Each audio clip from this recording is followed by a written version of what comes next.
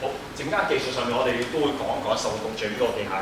咁呢組手活動嚟講咧，初加入門就係呢套嘢，但係亦都好多嘅典型就係阿盧啊、斯伯嗰啲，即係我哋啲師祖伯成日都講，學到手活動就夠用㗎啦。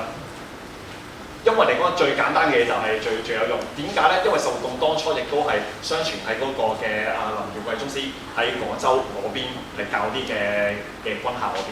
咁所以嚟講咧，有陣時就話入門啲嘢可以忽視，調翻轉我哋會講入門嘅嘢先可以最好。你要速成班嘅話，就最尾拿個記下手就出去可以應用啦，係。因為有陣時一樣嘢，治安好就其實就冇乜人學功夫嘅。治安唔好嗰段時間，即係師叔伯嗰啲啦，咁我哋就會好需要呢啲咁嘅功夫，即係要一技傍身啦。